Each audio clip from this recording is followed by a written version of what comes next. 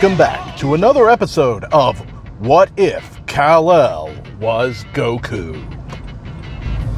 When last we left our heroes, the C-Team was competing with Dr. Gero's robots on Earth to gather the Dragon Balls. By the way, the Earth Dragon Balls have been restored, and so has Piccolo, and so has Kami. Piccolo has been wished to Namek and recently gotten a power-up from Guru. Goku and Kara are on their way to Namek. They've been training hard with each other, learning about the past, and Goku is on the verge of awakening a new power. But more urgently, our team on Namek, Gohan, Krillin, and Bulma, have now teamed up with Zod as they are tracked down by the Ginyu Force. There's no choice but to stand and fight. The Ginyu Force start with their usual routine: rock, paper, scissors for who gets to go first.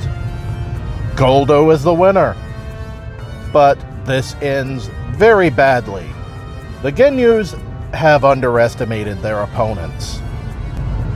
More importantly, they underestimated a little half-Kryptonian who is prone to bursts of rage and has been constantly exposed to 3 suns. Goldo doesn't even get the word time freeze out of his mouth. They'll never know what his power is, because Gohan absolutely speed blitzes him. Seems if his mother is under threat, Gohan isn't holding anything back. Goldo is embedded about 10 feet deep in a rock face and will not be getting up anytime soon. Up next, it's Recoome. This is where things start to go badly. Recoome is drastically stronger than Goldo. He's a hard fight. It takes all 3 working together, but they're not worn down by the fight with Goldo. And Krillin had noticed his solar flare technique also has the habit of giving Kryptonians a little boost. Jace and Berter start to realize this might go south. But with 3 people fighting Recoome, there's no one guarding the Dragon Balls. They use their speed to run in and snap them up, taking off to rejoin their captain at Frieza's ship, leaving Recoome on the back heel. Soon they've reported back to Captain Ginyu, who decides this is a fight he should join in. And upon their return, the fight is tipped against Recoome. He can't turn his superior strength against any one foe when he's under attack by a triple threat. Recoome is getting frustrated, getting sloppy, and there it is, an opening. Zod sees it and goes for the kill. A chop to the throat leaves Recoome choking. Recoome can't breathe. His ki drops. His defenses are open. And Zod fires a killing blast. Though Gohan shouts no, it's already too late. Zod has fired his heat vision right through Recoome's chest. And Gohan can do nothing as he fires another into the cave formed where Goldo was defeated, taking out his already beaten enemy. Gohan cries that Zod didn't have to do that. He'd already won the fight. Zod scoffs. "What would you have me do? We have no prison. If you leave your enemy alive, he'll only turn on you again." Krillin spits that maybe he shouldn't have shown Zod so much mercy, if that were the case. "Your mistake, Earthman. Now the Dragon Balls are my..." Zod senses 3 big power signatures coming in. He knows what's coming. The rest of the Ginyu Force has arrived. But what's this? There's another coming from the other direction. Gohan's eyes light up as Piccolo lands. "This is what you cheated me for?" Zod says, recognizing the Namekian. Piccolo explains that Guru's already caught him up on the situation, and as Jace, Berter, and Captain Ginyu arrive, there's no time for pleasantries. It could be 4-on-2, but the two strongest fighters here recognize what's really going to happen. Captain Ginyu steps forward and tells Jace and Berter to mop up the leftovers. Zod starts to take a step forward, but Piccolo steps further forward. He's astounded at the Namekian's new power. It wasn't just his encounter with Guru. He's been training with King Kai. And since Goku never made it to King Kai's planet, King Kai had decided that certain techniques must be passed back to the living world, and he made Piccolo his star pupil. While Piccolo may not be quite the fighting prodigy that the Saiyan Goku, that is, Kakarot, is, and couldn't learn both the Spirit Bomb and the Kaioken, if he focused hard enough with his spiritual training, he could learn one of them. And right now, Piccolo is the carrier of the Kaioken technique. He's, by the way, at this moment, currently teaching the Spirit Bomb to Tien Shinhan. If you're wondering how this stacks up against the original Dragon Ball Z story, Piccolo is stronger than he was when he first arrived on Namek in that story, but not quite as strong as when he fused with Nail, putting him about on par with Goku when he landed on Namek. This, by the way, hurt Zod's pride. Hiding behind your minions and the Green Man? Just you wait. Ginyu, I'll come for you next. The battle is underway, but while Krillin and Gohan are well coordinated, Zod is still the odd man out in their team tactics, and don't come close to matching Berter and Jace's level of coordination. Neither strength nor numbers are going to win this fight, and Zod is still quite the tactician. He recognizes that fighting as it is a losing proposition. He also happens to notice Gohan is far too predictable. He keeps staying in one place. He ultimately realizes that Gohan is always keeping himself between the enemy and the camp where Bulma is hiding. He'll do anything to protect his mother. Zod's been on the receiving end of one of those rage bursts. It's time to get dirty. He lets a stray blast blow the top off their cabin. Bulma shrieks, drawing attention to herself. Briefly, Gohan freezes in terror as Zod shouts at him. Do you see that? Do you see how vulnerable she is? Why aren't you strong enough to protect her? We're losing this fight because you're so weak. And if you don't do something, they're going to kill her. This is all it takes for Gohan to absolutely snap.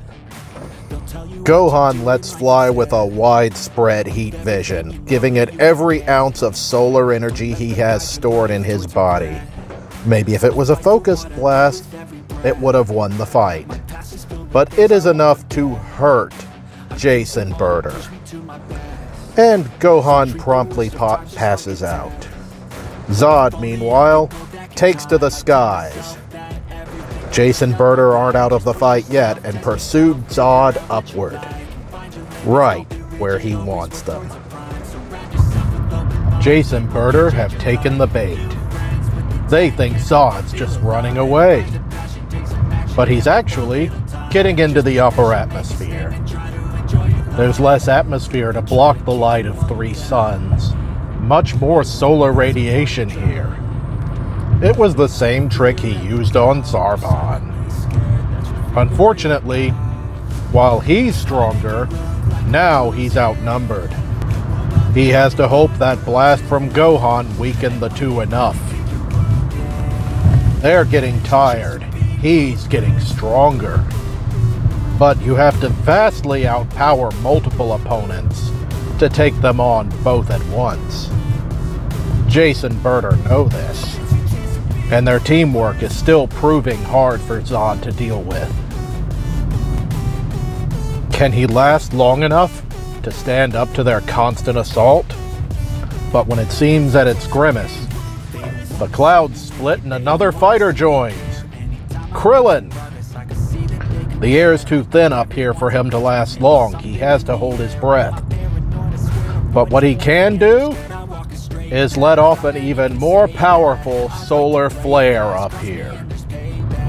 Zod is genuinely surprised at the unexpected aid, but it's enough to give him the boost to outmatch the speed and teamwork of Jace and Berter. The duo, realizing they're on the losing end, retreat back to their captain. Zod considers giving chase, but knows he's not ready to take on an opponent like Ginyu. Not yet. Meanwhile, the battle between Piccolo and Ginyu rages. At first, it seems like Ginyu might have the upper hand, but he's surprised at the sudden bursts of power that Piccolo summons with the Kaioken. To think Namek was hiding a champion like this. To think it might be time to swap bodies already. Ginyu slows down, lets himself take a beating, and then gives himself a good jab through the chest for good measure. He doesn't want to be handing over a perfectly good body after all. And with a yell of change, Piccolo finds he's suddenly in a lot more pain. And his perspective has shifted. And what's he doing standing over there? Ginyu laughs at his newest acquisition as Jace and Berter stand beside him. Ginyu in Piccolo's body shouts out Kaioken, but finds nothing responds. Realizing he doesn't quite know how to use the powers of this body yet. But they have the Dragon Balls. They've basically won. They mock the heroes and retreat to Frieza's ship. Zod, having witnessed the switch before he could warn Piccolo, now brings him back and explains the situation. Dende heals the fighter's wounds. They assess the situation. Frieza has the Dragon Balls, but doesn't know how to use them. Back at Frieza's ship, they're puzzling out how to use the Dragon Balls now. And decide, well, some Namekian must know. Time to go Namekian hunting. Frieza orders the remaining Ginyu Force to guard the Dragon Balls, and sets out himself for the most powerful Namekian signature he can find. That would be Nail and Guru. Piccolo wants his body back. They all have to go get the Dragon Balls, but how? Frieza's there, and even together they don't stand a chance against him. They'll need a plan, and what's this? Zod can sense a great power moving. So can Piccolo and Gohan. That big signature, it has to be Frieza. If he's moving, and Ginyu isn't, he might just be moving away from the Dragon Balls. Now may be their only chance. Sneak in. Unite against Ginyu. Get Piccolo's body back and take the Dragon Balls before Frieza returns. There's no time to think, no time to discuss. They have to go now. This attack will take cunning, and it's going to take a new strategy, even if it is a frontal assault. Zod knows Jace and Berter won't fall for the same trick twice. They'll keep it to a ground battle where they have the advantage. But hopefully they can catch Ginyu unaware before he masters his new body. But Piccolo can tell from the way this technique worked, he'll have to trick Ginyu into initiating another body swap. He'll have to bait him with something better. And Zod just might make the right bait. Zod has himself and Gohan approach from high up. So long as Frieza is over the curvature of the planet, a high attack should be safe. This way they can charge up on their way. Meanwhile, Frieza is headed to Guru's. Upon his arrival, he's greeted by Nail. He demands to know the secret of how to use the Dragon Ball. But Guru senses the evil in his heart and refuses, commanding Nail to defeat this evildoer. Nail takes it outside, and this goes exactly as it went in Dragon Ball Z originally. Except one thing, the struggle for the Dragon Balls is still going on. Nail can't boast that the wish is already being made. So there's only one thing he can do. As Frieza returns to Guru, intending to torture the answer from him, a single blast comes through. Nail, still barely holding on to life, kills Guru. Nail weakly laughs. Now you'll never know the secret. Frieza, unaware of what Nail actually just did, turns on Nail, furiously beating him to a pulp, but keeping him at the edge of life. He grabs him by the neck and starts dragging him back. I'm willing to bet you know the secret. When I'm done with you, you'll beg me for a swift death. Frieza has full intentions on taking Nail back to the ship, healing him in their healing chambers, and beating him to the edge of death over and over again, until he talks. Frieza doesn't know the balls are inert. While this was happening, Zod, Gohan, Krillin, as well as Dende and Bulma from a safe distance, launch their assault. Krillin and Piccolo come in low. They've switched dancing partners, hoping that maybe the face of their commander might cause Jace and Berter to hesitate. Zod comes crashing down, trucking Captain Ginyu, blasting him through Frieza's ship. I hope I've made an impression on you, Captain. A supercharged Gohan joins the fray against Berter and Jace. Gohan's coming in fresh and supercharged this time. And Piccolo seems to be having a better time handling Ginyu's body than Ginyu is in his. Because though his body has changed, his mind and spirit are the same. And the Kaioken is definitely more of a spiritual technique. Piccolo is focusing on driving the two further apart to disrupt their team attacks. He calls out to Krillin, "Solar Flare?" Krillin replies as both of them launch a solar flare at the same time, stunning the two fighters against them. Gohan tackles Jace, and Krillin summons a Kienzan for the killing blow. Berter may have been fast enough to dodge it, but he never saw it coming.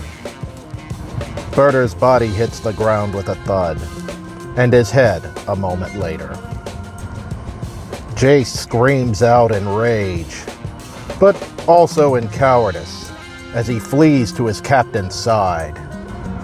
Ginyu is impressed by Zod's boost in power. Since he can't master this body, it's time to see what this Kryptonian power that Frieza so feared was all about. "Change," he calls out, but doesn't notice that Jace was pursued. Piccolo sees his chance and jumps in front of the beam, reclaiming his body. He reacts fast. Jace realizes what happens. He thinks he'll hold Zod down for Captain Ginyu, but Zod quickly jumps out of the way again, hitting Jace. Ginyu and Jace had swapped bodies. There's a moment of confusion as Jace and Captain Ginyu's body grins for a moment.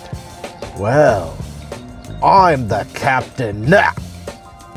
Zod saw an opening and went for it. From behind, he punches his hand through Ginyu's torso. Or should I say Jace and Ginyu's body's torso, spelling the end for Jace. Ginyu makes one desperate attempt for a change, and as he's about to fire his change beam once again, Gohan hits him from behind in the lower back, turning him upward as he finishes the word change. The beam, and whatever essence that is Captain Ginyu, fires off into deep space. The body of Jace goes glassy-eyed and drops lifeless to the ground. Perhaps Ginyu will find a new body in 1,000,000 or 1,000,000,000 years, or fly forever into that endless void. The Ginyu Force defeated, and the last of Frieza's men rounded up and imprisoned. Dende and Bulma joined the others at the ship to claim their prize, the Dragon Balls, only for them to turn to stone before their eyes. Piccolo realizes what happened and explains it, that the guardian of this planet has died. There are no Namekian Dragon Balls. Zod is enraged. Just like his last time, chasing the Dragon Balls was for nothing. Krillin and Gohan have already gotten back the Earth Dragon Balls. Piccolo is about to explain that it might be possible to find a new guardian of Namek and revive the Dragon Balls here. But before he can, they sense a power signature coming in. Fight or flee? No, Namek would never be safe until this tyrant is destroyed. Zod, hungry for revenge. And now, a little desperate and crazy. Thinking, with all these victories against all odds, as strong as he's become, maybe I'm Superman. And with these powerful allies by his side, Zod will bet it all on one last chance at vengeance. Around this time, King Kai has taken advantage of Piccolo and Kami being back to establish a telepathic link. Piccolo, his student, and Kami, an agent of the other world on Earth, means he can establish communication between Earth and Namek. The Dragon Balls have indeed been restored on Earth, but Chi-Chi is having a hard time getting the last one. Seems Dr. Gero is holed up with a new creation, prototype Android 20. The C-Team are giving it their all. But King Kai is also concerned. He's begging Piccolo to run away. He must not fight Frieza. His job was to get King Kai's techniques back to the living world, not to get himself killed again. But Frieza's too close. Piccolo says there's no choice. At least hold off until Tien Shinhan finishes learning the Spirit Bomb. But Piccolo realizes there is no other choice. Meanwhile, Goku and Kara are closing in on the Namekian system. And they're astounded to see not one, not two, but 3 suns. 3 glorious yellow suns. They'll be landing soon, but will they make it in time, as Frieza has already found our heroes on Namek? Frieza drops Nail at his feet. as Zod laughs, drunk on his own rage, mocking Frieza in front of the 8 stones that used to be Dragon Balls.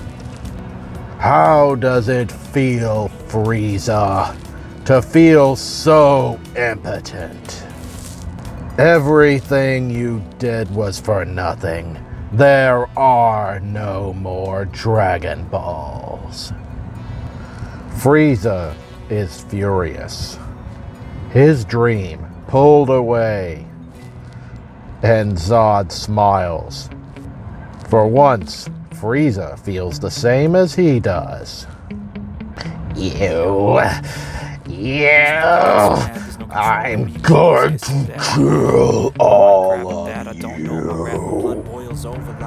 Frieza morphs into his second form. There's no boasting of his power level this time. He's just going straight for the kill. Frieza's shaken. Frieza is angry. And he fights with a greater cruelty than he had before. Even with a Kaioken ×2, Piccolo can't seem to handle him. Krillin can't peg him with a Kienzan. And the solar boosts for Zod and Gohan are wearing off. But Zod has a strategy in mind.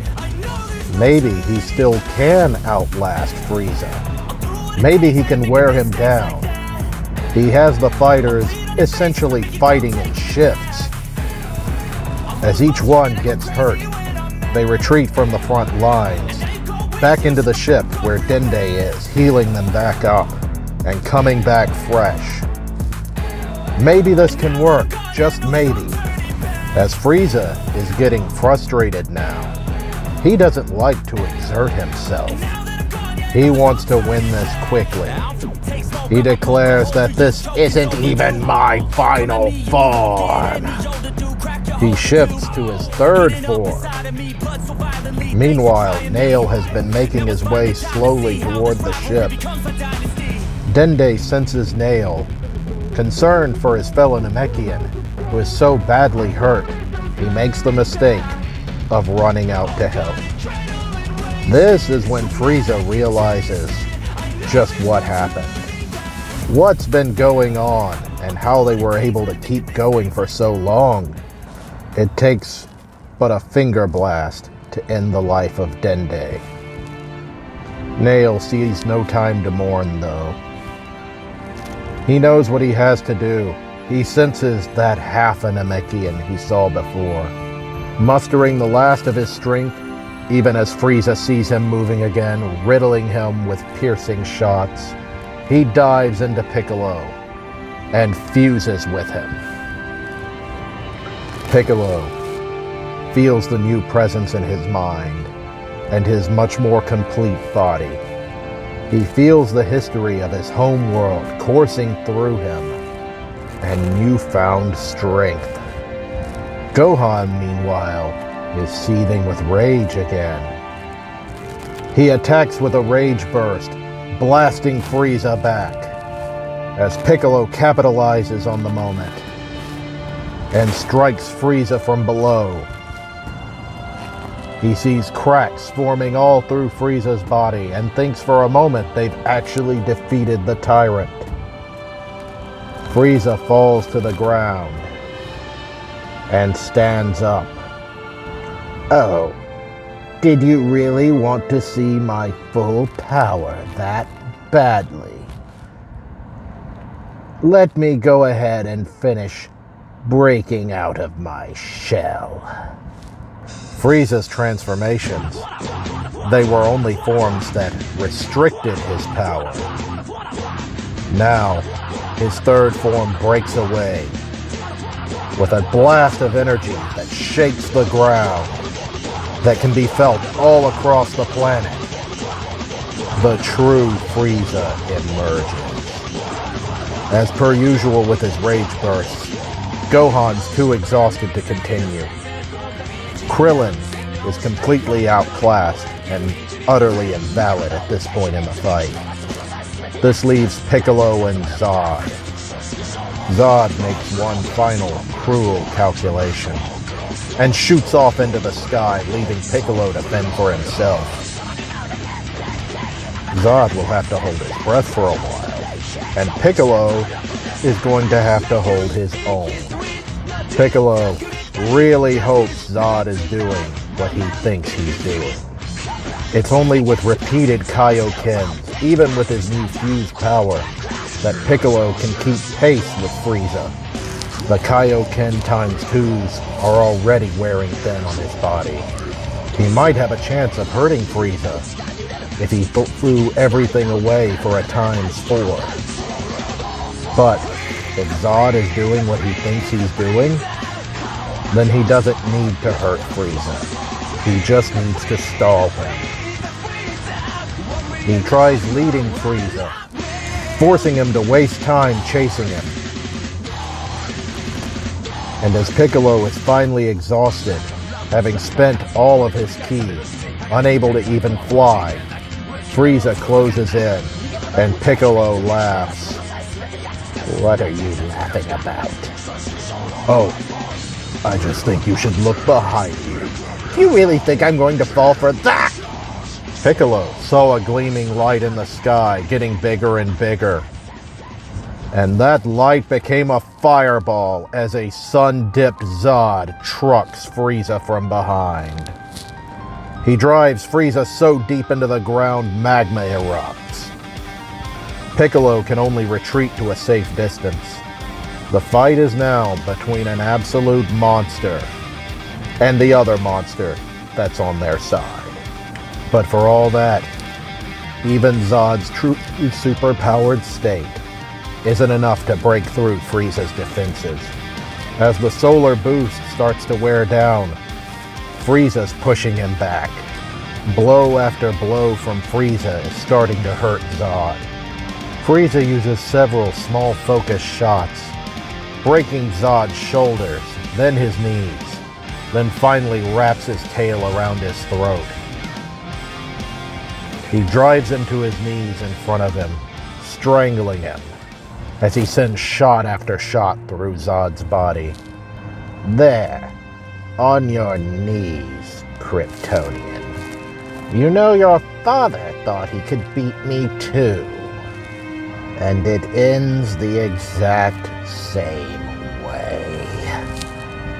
Frieza puts a finger over Zod's heart, and then suddenly drops Zod as he has to dodge an incoming Kienzan. Krillin has arrived. Zod looks up to the human who saved him. The Earthman, he thinks. Doesn't he know he's throwing his life away? Frieza points a finger up at Krillin. This seems like the end for Krillin. But that is when Goku arrives. 2 blasts of heat vision drive Frieza back for a moment. Kara and Goku are here.